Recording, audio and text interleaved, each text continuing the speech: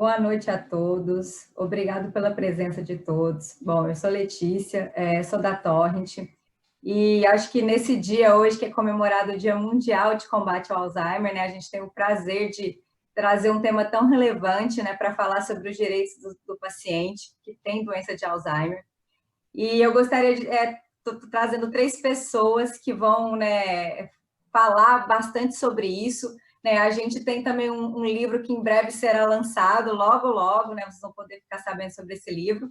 Mas eu gostaria de apresentar a Lina Menezes, que vai ser nossa moderadora dessa noite, a doutora Ana Luísa Rosas, nossa neurologista, e a doutora Vivian, nossa advogada, né, que esse time de peso vai poder falar um pouco para vocês sobre os direitos do paciente com doença do Alzheimer.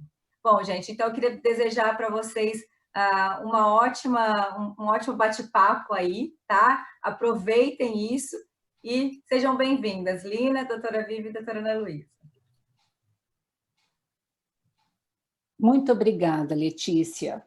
Bom, a gente quer agradecer a Torrent, né, na pessoa da Letícia Dias, da Natália Serra, pelo apoio, né, a essa temática que nos para nós três, né, eu, Vivian e Ana, nos é muito cara. Né? Por quê? Porque a gente vivencia já há 2 anos essa questão da gente estar batalhando toda a legislação, revendo tudo que a gente tem no Brasil. E aí, esse livro que a Letícia acabou de contar, nós vamos estar lançando, se Deus quiser, ano que vem, assim que a pandemia deixar a gente lançar oficialmente, né, recebendo todo mundo. E hoje, aqui na nossa live, nós vamos estar enfocando direitos do paciente com Alzheimer, já dando uma pincelada nas principais questões. E aí eu vou começar com a Ana, a gente contextualizando. Doutora Ana, quantos pacientes hoje nós temos no Brasil e como é que isso impacta também a questão da família e da comunidade, né, que o paciente está inserido? Oi, olá, boa noite a todos. Bom, realmente a doença de Alzheimer é uma doença muito impactante para todos nós, paciente, acompanhante, familiar. Hoje em dia, acredita-se que a gente tenha no Brasil uma média de 1,5 milhão de pacientes com doença de Alzheimer. E ao redor do mundo, cerca de 40 milhões. Só que a gente tem que levar em consideração um pequeno detalhe.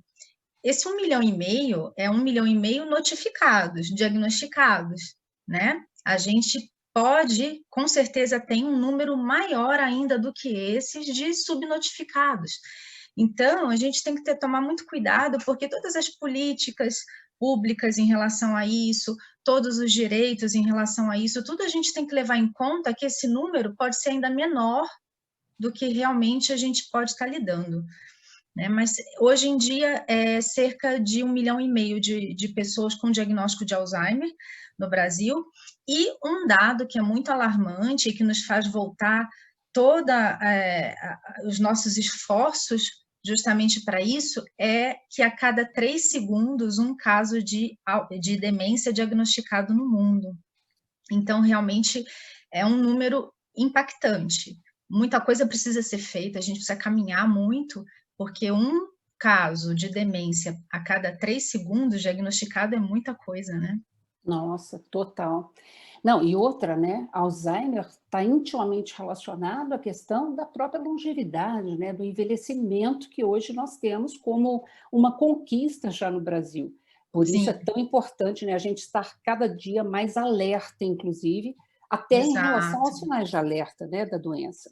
Com certeza, porque se a tecnologia e o estilo de vida saudável, ou um pouco melhor, nos propiciou a longevidade, por outro lado, ela traz consigo as doenças próprias da idade mais avançada, que são as doenças degenerativas, né? No caso, as doenças neurológicas degenerativas, que são a doença de Parkinson e a doença de Alzheimer, vêm junto, né? É o ônus da longevidade, porque existem alguns fatores de risco modificáveis na doença de Alzheimer, mas existem 2 não modificáveis que a gente não consegue driblar, que é a idade e a genética. Então, a idade é o maior fator de risco e o fator de risco mais importante para o desenvolvimento da doença de Alzheimer ainda. Uhum. Agora, doutora Vivian, a doença de Alzheimer, por afetar tanto a família, é super comum, né, que um familiar acabe abandonando, inclusive, a atividade que faz, exatamente para virar o cuidador, né? E o conhecimento por parte desses familiares, dos próprios cuidadores, em relação aos direitos que podem usufruir para amenizar um pouco o sofrimento, é uma necessidade muito importante hoje no Brasil, né? Primeiramente, boa noite, Lina, Ana e a Torrent, agradecendo essa live, essa conversa que a gente vai ter hoje num dia tão especial. Eu acho que o assunto aqui, a gente já tem conversado sobre isso já há mais de 2 anos, né, Lina? Assim, todas nós estudamos isso há mais tempo, então a dificuldade da informação, a dificuldade das fontes, né, das fontes seguras, toda hora o site muda, toda hora a gente tem uma legislação nova, até mesmo o que está acontecendo agora na pandemia, então, como fazer perícia no INSS, como tratar esses casos diagnosticados recentemente, como pedir o auxílio-doença. Então, o que a gente vai tentar conversar hoje aqui é um resumo, né, dos principais, que seriam chamados benefícios, mas, na verdade, são direitos, né, dos familiares e das pessoas diagnosticadas com Alzheimer. O primeiro, que acho que é até o mais simples e é o que todo mundo já ouviu por aí, é o auxílio-doença, que até pelo nome já é mais fácil de ser entendido como aquele benefício concedido a partir do diagnóstico, né? Então, não se sabe ainda se vai ser um diagnóstico de doença permanente ou temporário, mas é a primeira, preciso de alguma ajuda, preciso de um auxílio. Então, através do site do INSS que isso é pedido, as solicitações são analisadas juntamente com o laudo médico, um perito, e assim começa o processo. Esse é um deles, acho que hoje à noite a gente vai conversar sobre os outros, mas está aí uma brecha para um ponto que eu sempre gosto de reforçar, que é a questão do laudo médico e das principais palavras, né, o que o médico precisa prestar mais atenção em relação ao laudo, que é até, né, se eu puder já adiantar agora, falar sobre a alienação mental, né, que nem sempre colocar o Alzheimer vai ajudar na legislação, porque a gente tem alguns casos de alguns benefícios que não são concedidos na citação somente da palavra Alzheimer, né, da doença. Então, a gente tentar colocar isso de uma forma mais genérica, para depois chegar no específico. E aí eu sempre conto com a colaboração da Ana, né, na questão do laudo e das explicações. Porque assim, a gente tem que, inclusive, como médico, explicar isso para o nosso paciente e para o acompanhante, né, que existe uma diferença. A gente está tratando da doença de Alzheimer, com certeza, né, ele nos procurou para isso, todo o diagnóstico é feito para isso, só que às vezes, por questões jurídicas e legais, a gente talvez tenha que colocar palavras no laudo ou formular laudos ou algumas outras situações que talvez não batam exatamente com aquilo que a gente está vendo ali com o paciente que o acompanhante sabe. Então, a informação ela é fundamental e é por isso que o paciente ele precisa. Quando eu falo paciente, na verdade, a bem da verdade, eu estou falando do paciente numa fase leve, né, numa fase inicial, mas é mais mesmo o acompanhante, né? A pessoa que acompanha um paciente com Alzheimer, ela tem que entender o que é a doença, o que está sendo feito por aquele paciente, até onde nós podemos ir, porque às vezes ela vai ler alguns termos em alguns documentos médico-legais que podem não bater com a realidade da clínica que ela está acostumada a ver no seu consultório, você como médico, com o pai, com a mãe, com o tio, com o familiar que ela cuida. Isso pode gerar dúvidas, então essas dúvidas elas precisam ser esclarecidas e a informação nesse caso é o pilar fundamental. Então, se o acompanhante entende o que é a doença e entende o que pode ser feito para esse doente se beneficiar, tudo vai ficar mais fácil. Então, o principal na doença de Alzheimer é o entendimento da doença. Então, com isso vem a informação. a informação tanto do ponto de vista clínico, neurológico, sobre tudo que está acontecendo com aquele paciente, o que esperar daquele paciente, o prognóstico, as fases, tudo isso tem que ser muito conversado e muito bem conversado durante a consulta, né? Então, o acompanhante ele tem que entender a doença tanto do ponto de vista médico quanto do ponto de vista legal.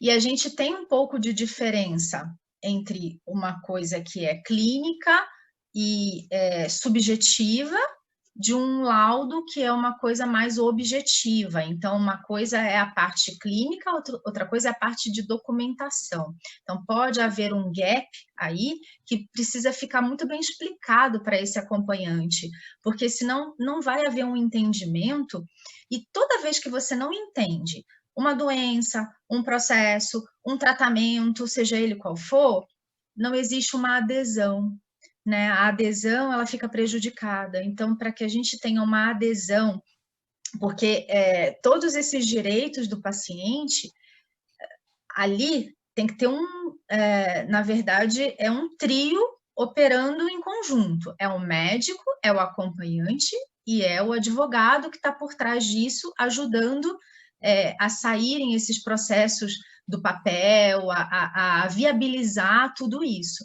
Então, esse trio tem que estar conversando e falando a mesma língua.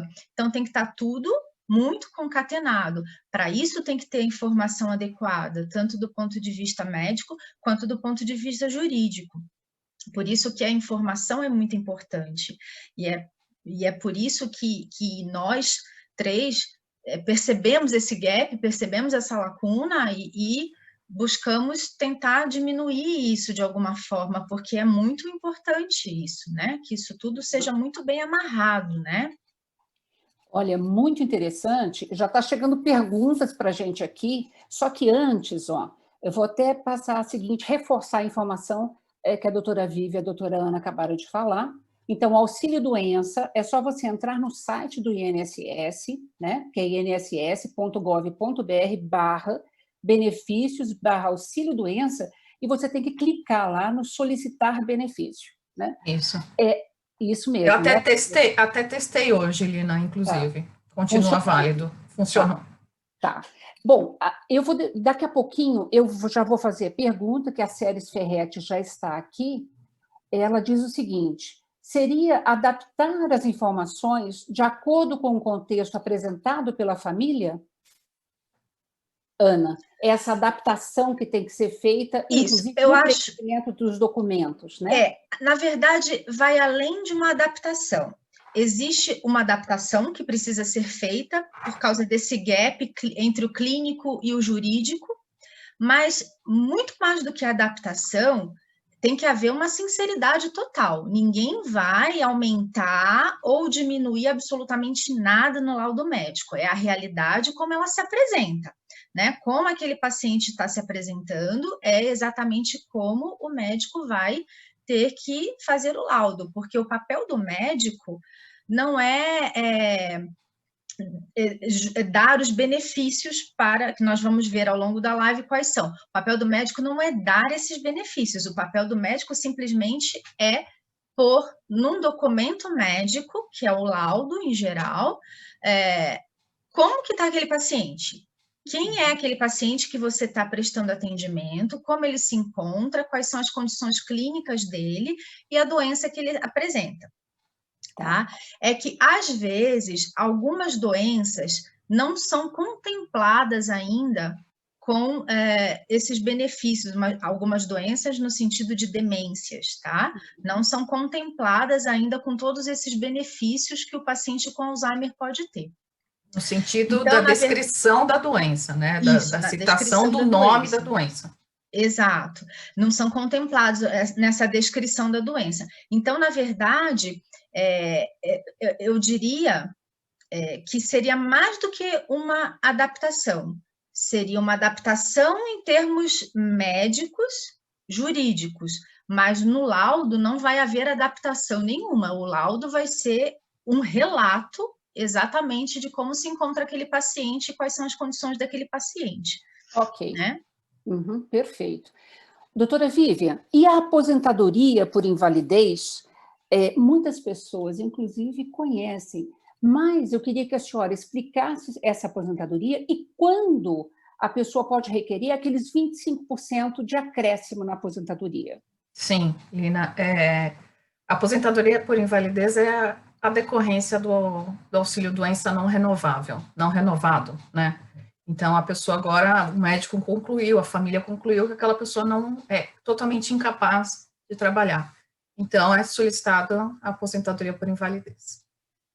E aí, o decurso normal da aposentadoria, as questões de teto e contribuições e tudo mais, a burocracia normal, mas o que poucas pessoas sabem é que em caso de necessidade já, né, de um laudo ou da avaliação médica, já citando a necessidade de um cuidador exclusivo, é possível pedir um adicional, um acréscimo de 25% na aposentadoria. Então, isso poucas pessoas têm conhecimento, até é muito importante que o médico saiba, que o cuidador saiba, que as famílias saibam, porque é concedido esse benefício também. Perfeito. Doutora Ana, os medicamentos para Alzheimer, todos já estão disponíveis pelo SUS? Em tese, sim, mas na prática o que nós vemos é que nós temos, na verdade, entender que temos um tipo só de medicamento que são os anticolinesterásicos para quadro de demência, demência de Alzheimer e demência são os anticolinesterásicos que nós temos 3, galantamina, rivastigmina e donepezila.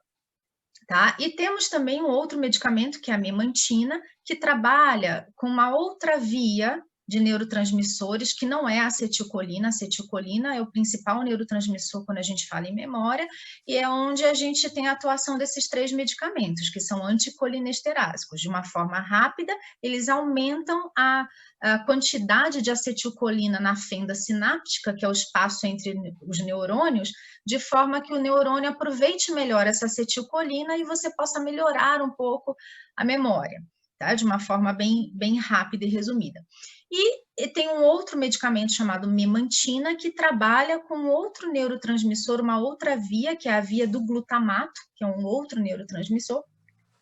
Essa via do glutamato, ela, na verdade, ela é um pouco menos importante do que a via colinérgica, mas ela também tem importância dentro da doença de Alzheimer. Em tese, esses 2 tipos de medicamentos já são fornecidos pelo SUS, tá? Alguns postos não fornecem ainda a memantina, mas já está autorizado para ser fornecido, tanto memantina quanto os anticolinesterásicos, qualquer um dos 3 anticolinesterásicos e em qualquer das apresentações dos anticolinesterásicos, porque eles têm eles têm apresentações distintas. Tem apresentações em comprimido, apresentações em cápsula, apresentação líquida, apresentação em adesivo transdérmico. Então, todas as apresentações, elas são disponíveis no SUS.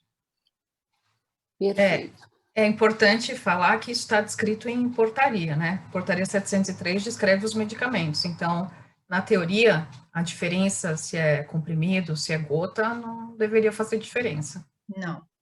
Okay, teria que ter mesmo. Uhum. Doutora Vivian, em que condição é possível se requerer a quitação do financiamento da casa própria? Essa é uma pergunta interessante, né, Helena, que a gente sempre fala dos contratos, né? Então, a gente assina os contratos, ninguém lê muito bem aquelas cláusulas, contratos de adesão, contratos bancários, sempre tem aquele monte de página, ou é só aquela folha, uma folha só com aquelas letrinhas minúsculas.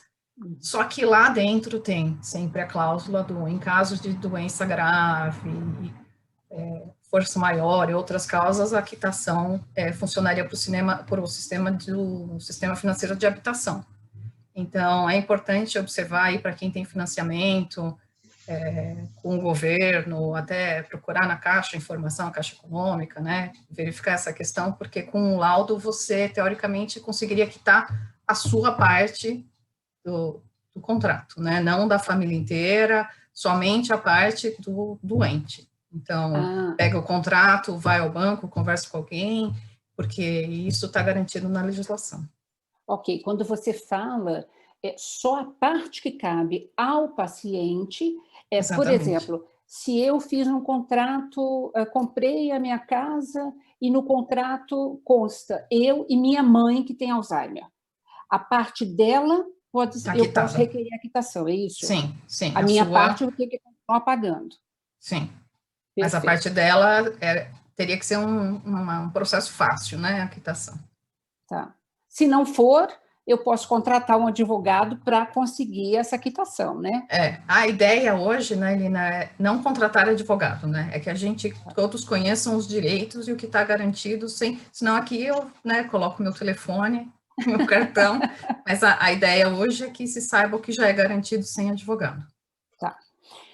Uma questão que é extremamente polêmica, e aí nós estamos falando de todas as pessoas aposentadas no país, mas especialmente também, né, na família que tem um paciente com Alzheimer, é o tal do empréstimo consignado, que tem um lado positivo e um lado negativo, né?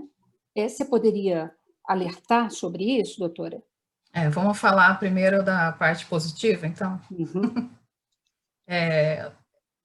O empréstimo consignado é uma facilidade, né? Porque ele é descontado da aposentadoria ou da pensão, então a burocracia é mais simples, a questão de garantias também, porque já é um desconto feito diretamente na aposentadoria. No entanto, o que acontece é que alguns agem de má fé para a assinatura desses contratos, com idosos principalmente, e apesar do contrato estabelecer, apesar, né, da legislação até bancária estabelecer que até 30% pode ser comprometido, muitos idosos não têm nem essa noção de quanto realmente é comprometido da aposentadoria para medicamento ou para outras despesas, e acabam assinando porque falam, eu vou parcelar isso daqui, vai ser tranquilo para eu pagar. Só que, num caso de Alzheimer, a pessoa já não tem mais total capacidade de discernimento. Então, entende-se pelo direito que a partir dos 70 anos, você já não está totalmente capaz das suas habilidades para assinatura de contratos. Então, é uma questão muito duvidosa aí, tem lugares mais sérios que 80 anos não concedem mais empréstimos, nem mais financiamentos, então vale a pena a família ficar de olho nesses descontos de aposentadoria. Ok. Olha, chegaram mais 2 perguntas aqui, doutora Vivian, sobre a questão dos 25% a mais, né, de acréscimo na aposentadoria. A Valéria da Veiga diz o seguinte, só os pacientes do sistema, aliás, minto, aqui, mesmo no contrato de financiamento da Caixa, não constando esta cláusula, é possível fazer essa quitação? Primeiro essa. Isso que a gente comentou é decorrente de legislação, tá? Não é nenhum contrato específico que foi analisado aqui. Tá, ok. Agora a questão dos 25%, das séries Ferretti. Doutora Vivian, quando puder, por favor, esclareça agora. Os 25% a mais na aposentadoria é de quem? Do paciente ou do cuidador? Não, 25% da aposentadoria do paciente. Ok. Não vai mexer, no mesmo CPF, no mesmo PIS. Isso aí, não, a não ser em caso de curatela, interdição, e aí poderia ir para outra pessoa, mas a princípio é na aposentadoria da pessoa, a aposentadoria original. Né? Tá. Daqui a pouco a gente vai falar justamente sobre curatela e interdição, mas antes tem uma pergunta da Valéria da Veiga para a doutora Ana. Só os pacientes do sistema público conseguem os medicamentos pelo SUS, doutora? Não. Na verdade, o SUS é para todos, para os que fazem acompanhamento num serviço médico público e para os que fazem acompanhamento com seu médico particular. Não há diferença, o fato de você ter um médico particular e você querer pegar o seu remédio no SUS é um direito que você tem, né? Tanto quem acompanha no hospital público, quanto no hospital privado, quanto no consultório particular. Basta o médico preencher adequadamente os formulários de solicitação da medicação, né? Porque isso sim é bastante rigoroso e é um rigor que ele é aplicado tanto às pessoas que vêm oriundas do serviço de saúde público quanto do privado. Não há distinção, porque o que vale ali na hora que você chega na farmácia é o papel, e não de onde você vem. Então, o formulário de solicitação do medicamento é que tem que estar corretamente preenchido pelo médico que está assistindo aquele paciente. Mas, Lina, ela falou de que estado que ela é? Porque a gente tem certeza... São Paulo funciona assim. Sim, São Paulo funciona assim, né? Boa, Vivian. Porque aqui em São Paulo a gente sabe que as farmácias de alto custo, que a gente denomina, elas são obrigadas a fornecer o medicamento para qualquer pessoa. O formulário é que é um formulário próprio. Então, independente de você vir de um hospital particular, por exemplo, o hospital particular tem que preencher adequadamente o formulário, que é um formulário de origem pública para você poder pegar no sistema público, né? Mas aqui em São Paulo funciona assim. Aí tem que ver a legislação de cada estado, como funciona a distribuição desses medicamentos. Mas aqui é assim. Perfeito. Doutora Vivian, vamos então explicar o que é curatela, em que condições, em geral, a família pode requerer esse direito? Essa é a questão que eu sou mais questionada, Lina, não só por você, mas quantas outras pessoas também. Os pacientes da doutora Ana, principalmente. Mas é uma questão da decisão da família, né, e até do portador da doença, de até qual é o nível da capacidade para praticar atos da vida civil, né? Então, assinar contratos, fazer as compras, cartão de crédito, atividades bancárias, entre outros compromissos, né? Sei lá, até uma viagem, qualquer outra coisa. Então, até quando essa pessoa vai ter a independência? É uma questão muito delicada, porque acontece muito dos familiares não perceberem, por exemplo, que o idoso, que o doente, não queria falar assim, mas que a pessoa está gastando dinheiro a mais, ou que está dando dinheiro na rua, ou que começou a fazer muito saque da conta corrente, demora muito a percepção. Às vezes até o contato é feito pelo banco, né? Então, essa é uma questão que primeiro começa na família, que é o que eu falo para os meus clientes, né? Até que ponto a família está preparada para nomear alguém, para entrar também com uma ação de interdição, porque essa parte é judicial, e apesar de ser simples para o advogado, né, porque são vários procedimentos que são conhecidos, para a família talvez seja mais complicado. Então, quem vai tomar conta das finanças, quem vai tomar conta da pessoa, como é que vai ser a administração, a prestação de contas também, porque o juiz vai pedir prestação de contas, o juiz vai pedir para ouvir testemunha, vai pedir para ouvir familiar, para ouvir o paciente também. Então, a questão mais complexa que eu acho que a gente tem para conversar, porque inevitavelmente vai chegar a esse ponto, né? Então, vai precisar de uma assinatura, vai precisar... E em que ponto é aceita a interdição? Se a pessoa está totalmente doente, o que tinha acontecido antes, quando é o momento certo para fazer isso, que estágio da doença, que ainda entra no judiciário ou espera mais um pouco. Então, isso é uma questão muito delicada com todo mundo. Perfeito, ok, obrigada, doutora. Bom, a Valéria da Veiga, ela não é de São Paulo, é do Rio de Janeiro, olha só. A gente tem gente de várias regiões, mesmo fora de São Paulo, né, nos acompanhando. Agora, olha que interessante, doutora Vivian, o acréscimo de 25% que você mencionou, que é super pouco conhecido, de fato, está chegando muitas questões em relação a isso. Eu vou ler algumas delas, aí você, por favor, resume uma resposta. Está aqui. A Nancy Luz de Andrade pergunta o seguinte: o acréscimo de 25% é somente para os aposentados por invalidez ou para todos os aposentados com algum tipo de dependência? Não, você vai ler todas, Lina, ou quer que eu já responda? Eu acho que podemos fazer o bate-bola, assim, acho que fica mais fácil, não fica? Se eu souber, né? Não, mas nesse caso é só para aposentados por invalidez, é porque precisa da característica da necessidade integral de um cuidador. Perfeito. O acréscimo de 25% na aposentadoria é concedida ao paciente com Alzheimer? Pergunta da Lúcia de Fátima da Silva. Foi o que a gente comentou antes, né, que é pelo número do PIS mesmo, então é o paciente. A Bernadette Dutra pergunta o seguinte: os 25% a mais é possível também para pacientes que desenvolveram Alzheimer depois da aposentadoria? Aí a questão é um pouco mais complicada, porque não é aposentadoria por invalidez, né? Na teoria, na legislação, não tem nada específico para esse caso. Mas aí teria, eu acho, que entrar com um pedido administrativo, com laudo e perícia médica para alterar a aposentadoria para aposentadoria por invalidez, e aí sim ir atrás dos 25%. Perfeito.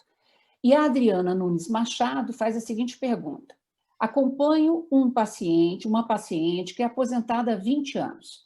Há 10, ela tem diagnóstico de Alzheimer. E neste, há 2, necessita de cuidador exclusivo, por causa do avanço da doença. Seria possível conseguir requerer este acréscimo de 25% na aposentadoria? É exatamente o que a gente conversou na questão anterior, né? Complemento da questão anterior, né?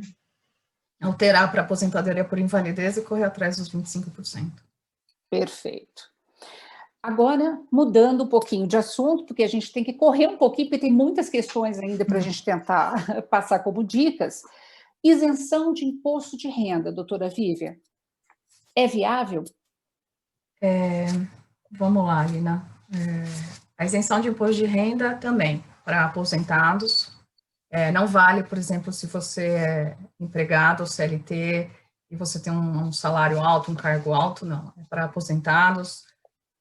Isso é um benefício simples, que é concedido até, não precisa nem de formulário específico, é um pedido administrativo na Receita Federal, comprovando através de laudo e toda aquela documentação que a gente sempre conversa, e concedido pela Receita Federal. A princípio não há grandes dificuldades para isso.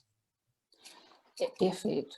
Doutora Ana, voltando aqui à questão dos medicamentos, vocês tinham mencionado que está disponível pelo SUS, com esse kit que o médico tem que preencher, em São Paulo especificamente.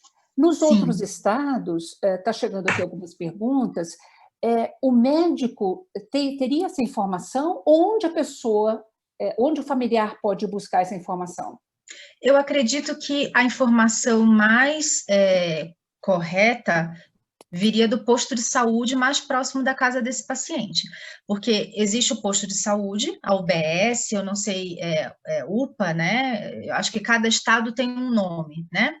Eu acho que a pessoa pode se dirigir a essa unidade básica de saúde da sua região mais próxima e se certificar qual é o posto de saúde que distribui medicamento de alto custo.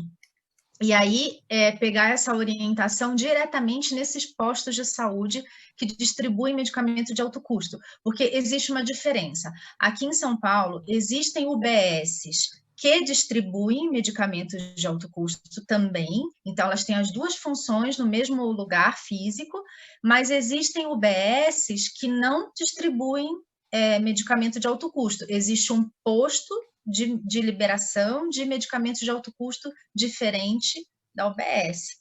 Então, tem as duas situações, UBS junto com dispensação de alto custo e só posto para dispensação de alto custo. Eu acredito que isso se repita nos demais estados também. Então, eu acho que na unidade básica de saúde mais próxima da casa da pessoa, talvez ela obtenha essa informação de uma forma melhor, ou o próprio médico, de repente, consegue encaminhar e triar essa informação para essa pessoa.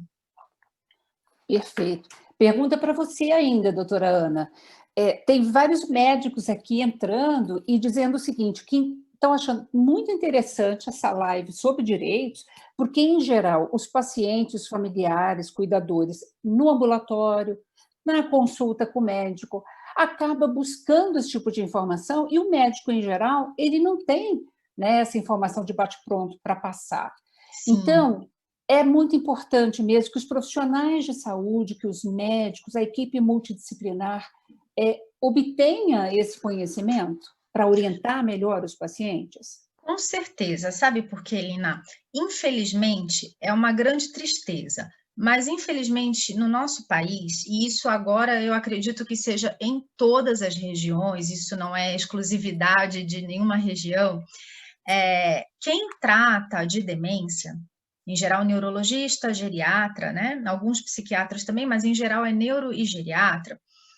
A gente precisa, mas isso é uma necessidade assim básica, a gente precisa ter uma equipe multidisciplinar com a gente. A gente não consegue funcionar direito sem uma equipe multidisciplinar. Mas, infelizmente, a nossa realidade hoje do médico que cuida de demência é a seguinte: eu me sinto aquele jogador de futebol sozinho com a bola no meio da quadra, que eu apito o início do jogo, eu saio correndo com a bola, vou driblando, eu vou chutando, sabe, eu ajeito a bola, eu mato no peito, eu jogo a bola para o gol, saio correndo para agarrar e ainda bato o tiro de meta. A gente tem que fazer absolutamente tudo, tudo. A gente tem que saber as orientações do manejo não farmacológico, a gente tem que saber as orientações das terapias cognitivas, para onde mandar, para onde encaminhar o paciente, fisioterapia, fonoaudiologia, porque a gente às vezes trabalha sozinho. Né? Então, é de suma importância que o médico saiba, porque a gente, às vezes, vai ter a grande sorte, como eu tive, de ter a minha formação num local, que é a Unifesp, que eu tinha isso, que eu tinha essa equipe multidisciplinar toda trabalhando comigo. Então, eu tive grandes mestres lá de todas essas áreas multidisciplinares.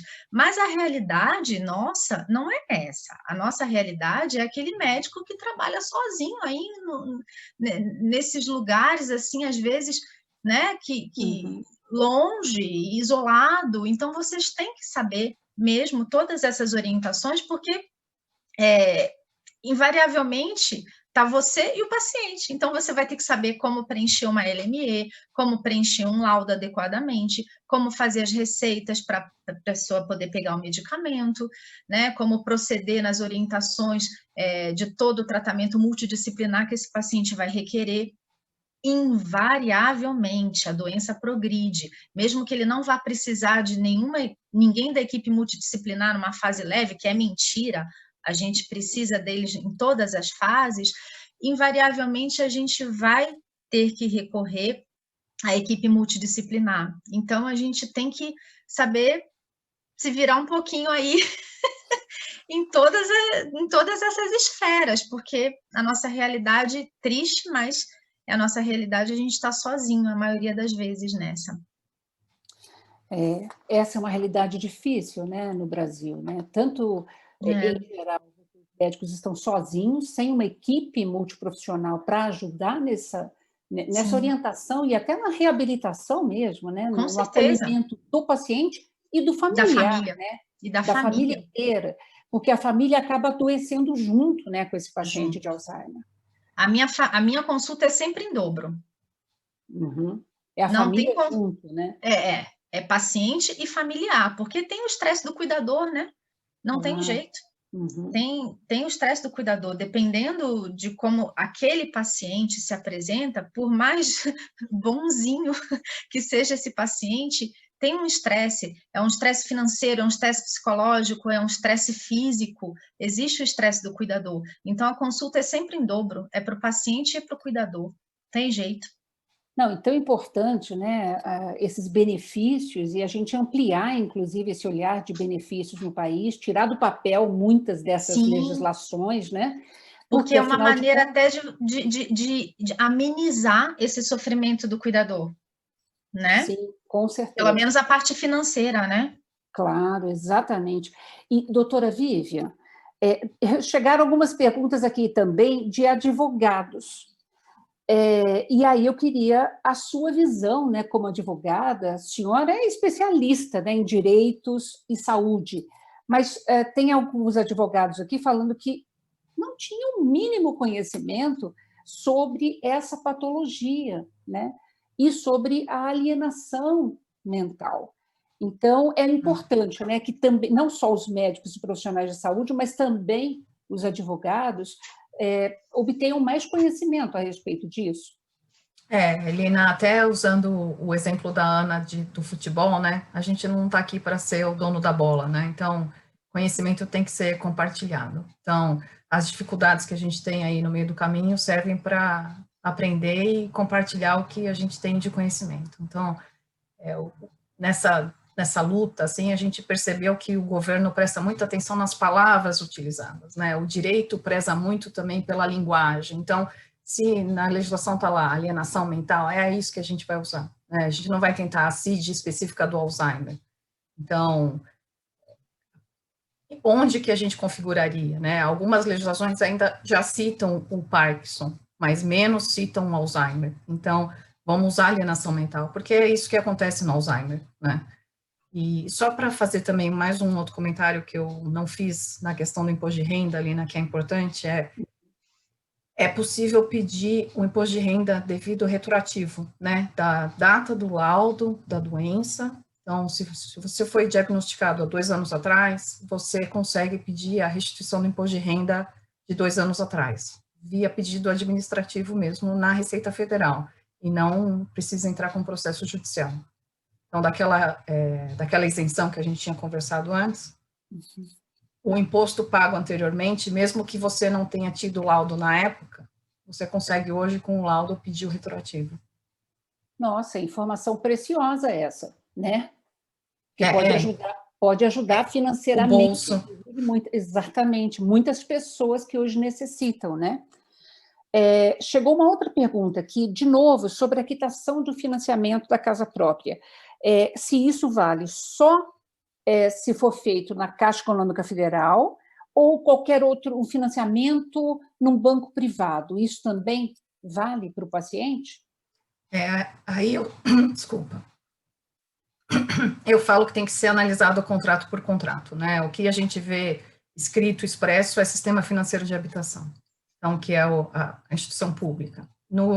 Eu imagino que tenha muita coisa no privado, mas que você tenha que olhar no seu contrato as cláusulas em relação a caso fortuito, força maior, e entre outros, deve estar junto nessa cláusula. Na sua prática em geral, doutora Vivian, qual o tipo de pergunta, de dúvida que, em geral, mais chega para você em termos de consultório na questão de familiares com Alzheimer? A interdição e a curatela é imbatível, né? Porque é uma questão até quanto custa, né? Ou como fazer, quais são os passos, apesar de ser a questão mais fácil para os advogados que estão ouvindo aqui, né, em relação aos outros direitos que não estão descritos por aí, a questão da interdição da curatela é o dia a dia do advogado, mas a questão de conversar com a família, entender qual que é o momento, quem vai ser o responsável, prestação de contas no judiciário, isso aí dá muito trabalho para todo mundo e é o que mais me perguntam. Doutora Ana, na sua prática clínica, né, em termos do ambulatório, a interdição parcial ou total, a curatela, também é uma dúvida muito frequente? É bem frequente, sim, porque o que acontece uma coisa relativamente interessante. Justamente por às vezes as pessoas terem pouca informação sobre a doença de Alzheimer, porque infelizmente ainda é uma doença que carrega muito estigma e tudo mais, quando o paciente chega para a gente, em geral quando ele está dando trabalho em casa. Porque quando é só queixa de memória, né, o que a gente às vezes ouve muito? É da idade. Mas ela está esquecida. Mas eu também estou, é da idade. Enquanto a mãe, o pai, o avô, a avó não estão dando especificamente trabalho, e dar trabalho significa alterações comportamentais, esse paciente não chega muito para a gente. É muito difícil a gente como médico, pegar, por exemplo, uma DA leve ou um transtorno cognitivo leve, que é um passo anterior à demência de Alzheimer. É difícil para a gente hoje em dia pegar isso. Então, a gente já pega o paciente já em cima do muro, já estando com a doença, demência de Alzheimer propriamente dita, com alterações comportamentais. Então, é muito difícil para essa pessoa que chega para você com um paciente em casa com alterações comportamentais e psicológicas, entender, às vezes, algumas nuances do tratamento, por exemplo, que às vezes a prioridade do médico não é a prioridade dos pacientes nem do acompanhante. A gente tem que avaliar, passar um filtro. Às vezes, um comportamento que para o paciente, para o acompanhante, não tem tanta importância assim, para nós médicos é fundamental que a gente resolva aquela alteração comportamental antes até do que qualquer outra, né? Então, a gente também tem que fazer essa diferenciação entre o que é importante, mais importante, que o paciente até corra um risco de vida, né? Uma agressividade, uma perambulação, de fugir de casa e tal. Então, a gente tem que separar essas alterações comportamentais em caixinhas, digamos assim, o que tem a sua devida importância, e às vezes é muito difícil para o acompanhante entender que naquela fase que ele chega para mim, às vezes o manejo farmacológico e o manejo não farmacológico não vão reverter muito o quadro, aquele paciente talvez permaneça com alterações comportamentais. E aí, essa hora, tem bastante pedido e muita dúvida, né? Poxa, ele está fazendo isso, já é para interditar? Será que eu já posso interditar? Ou eu só posso pedir até agora a curatela? Então, essas dúvidas, elas realmente são muito comuns, principalmente em famílias, e em famílias, às vezes, até disfuncionais, né? Onde um membro é mais acometido pelo estresse porque fica mais sobrecarregado, então ele quer meio que resolver, né? Aí, como eu vou resolver isso? Então, ele já vem com a pergunta na mão, como que é? Já posso fazer curatela? Posso interditar meu pai? Posso interditar minha mãe? Então, essas dúvidas, elas acontecem frequentemente com pacientes com alteração comportamental. É frequente, é bem frequente. E muito delicado, né? Muito complexo mesmo, É né? Esse tipo de delicado, decisão, né? muito, porque tem alterações comportamentais que, se você der um tempinho, o manejo farmacológico às vezes vai ajudar, e o não farmacológico também. Só que aquela pessoa está tão estressada, está tão ansiosa, está tão agoniada querendo resolver o problema dela, que às vezes um pedido de curatela ou interdição vem até antecipadamente, pelo desespero da pessoa, porque não é fácil, né, Lina? Cuidar de uma pessoa com alteração comportamental, assim, né? É difícil, né? E eu acho que você mencionou, né, a questão até do estresse mesmo, do cuidador, dos familiares, né, que cuidam, e veio várias perguntas em relação à institucionalização. Nós não temos, né, assim, instituições públicas suficientes para atender a demanda. Não. Nós temos cada dia mais abrindo instituições, as tais das ELPIs, né, que estão acabando, acolhendo muitos desses pacientes com demências. A demanda vai para eles acabando, né? Acaba indo para eles, mas com valores mensais que a maior parte da população não consegue arcar, né? Então, em termos de legislação, nós não temos, né, nada que, doutora Vivian, Ana, nada que ajude nessa questão da institucionalização quando a família não tem condição de cuidar em casa do paciente já em fase moderada ou severa, né? É difícil, né? Apesar de isso a portaria dar esse direito, né, de cuidados em casa, de equipes cuidando é difícil, né? A realidade no nosso país é bem diferente, né? Na teoria, a prática é outra, essa é a grande frase. Infelizmente, a gente não tem. Entendo. Olha, doutora Vivian, chegou uma outra pergunta aqui da Séries Ferretti, que diz o seguinte, olha, um empresário inadimplente com suas obrigações jurídicas, impostos, etc., pode ter sua dívida perdoada com a apresentação do laudo médico se já tinha doença há alguns anos? Então, é uma questão controversa, né, Elina, porque não se sabe... Você tem o laudo, mas você também precisa, né, de avaliação, no caso, por exemplo, para aposentadoria, de um perito, de uma outra pessoa, né? Então, eu tenho um médico que me deu um laudo, mas quando que vou precisar de uma segunda opinião ou não? O quanto que eu estou usando disso para não pagar minhas contas, né? Então, aí vai para a família, que seria responsável por ter interditado aquela pessoa. Então, o patrimônio vai ser executado, quanto que vai recair sobre a família, né? O direito não é muito claro em relação a isso. Ok. Bom, nós estamos caminhando agora já para o final da nossa live, né? Eu queria considerações finais, doutora Vivian e Ana. Vivian, Eu vou primeiro? Então, por favor. eu acho que esse nosso bate-papo hoje foi muito proveitoso, né? Agradecer de novo a vocês e a Torrent pela oportunidade. Acho que a gente ainda tem muito para aprofundar nesses assuntos, ainda tem muita coisa para vir aí.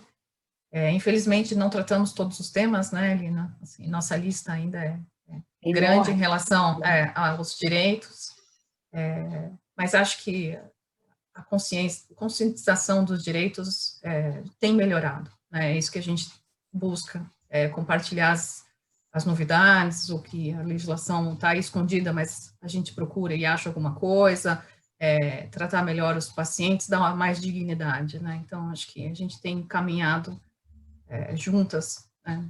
Trilhando aí um mundo melhor até. Obrigada, doutora Vivian. Doutora Ana, por favor, suas considerações finais. Gostaria de agradecer, então, a todos também por estarem essa hora aqui com a gente, prestando atenção, mandando perguntas. Agradecer a Torrent, agradecer a minhas companheiras de labuta aí nessa missão, né, que é difícil, né, mas eu me sinto muito agradecida mesmo por toda essa oportunidade. E do ponto de vista médico, eu só queria deixar um recadinho para os colegas médicos. Muita atenção no preenchimento do laudo. É isso que vai definir, basicamente, tudo que a gente conversou hoje. De nada vai adiantar se o médico fizer um laudo ruim, mal redigido, com erros ortográficos, com letra ilegível, com CIDs incorretos. Então, isso é que tem que ficar para o colega médico. Laudo é um documento, gente. Então, ele precisa ser escrito da melhor maneira possível, da maneira verdadeira e melhor possível do ponto de vista ortográfico, né? Caligráfico. Tem que ser claro, objetivo, tem que responder as perguntas, aos quesitos que forem perguntados, se for o caso, e principalmente ser um laudo completo, o mais completo possível. Tanto laudo quanto qualquer documento que o paciente ou acompanhante chegue para o médico pedindo para ele preencher. Perfeito. Bom, antes de passar a palavra para o encerramento final, né, para a Letícia da Torrent, eu quero agradecer demais também a você, Ana, a você, Vivian, né, por a gente estar conseguindo, né, fazer essa live hoje, mesmo durante essa pandemia, e que a gente possa realmente... A gente não quer esgotar o assunto, gente, nem com o nosso livro que está para ser lançado, mas especialmente na tentativa de realmente colaborar com as famílias, e são muitas, né, que hoje têm um paciente de Alzheimer. E só quem tem na família um paciente com Alzheimer sabe o tamanho do sofrimento, o tamanho da ajuda necessária. Não é vergonha para ninguém pedir ajuda, muito pelo contrário. Então, eu espero que a gente possa estar sempre ampliando a questão dos direitos, né, aqui no Brasil. E nós estamos, inclusive, com um projeto de lei correndo em São Paulo, também em relação ao Alzheimer, inclusive para montar um centro de referência, que a profissionalização, né, ocorra, né, a regulamentação da profissão do cuidador. Então, acho que a gente tem muitos avanços ainda a percorrer, mas acho que a gente está no caminho, né? Então, muitíssimo obrigada, e muito obrigada, Torrent, por acreditar nesse nosso projeto desde o início. Letícia, a palavra é sua agora. Obrigada a todas, né? Eu acho que a gente, né, a doutora Vivian disse, a gente tem pouco tempo, né? Tinha muito assunto para comentar, mas eu acho que vocês conseguiram montar um resumo muito bacana, né? A gente vê pela interação. Eu queria agradecer mais uma vez a presença de vocês três, e dizer para todo mundo que está assistindo que em breve a gente vai ter um livro, então, com previsão para a gente lançar ele ali no primeiro semestre de 2021. E que essa live ela vai estar, esse link aqui que vocês entraram, para quem é cuidador, paciente, familiar, ele vai ficar disponível, então vocês podem entrar depois de 1 hora, esse link vai estar disponível.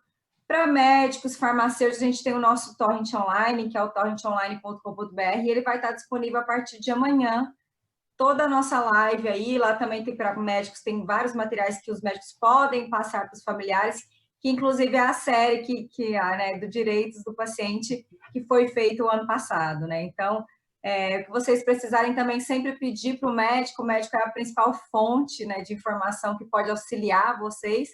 E agradecer a presença de todos e agradecer às 3. Muito obrigada. Boa noite a todos. Boa noite. Boa noite, obrigada. Obrigada.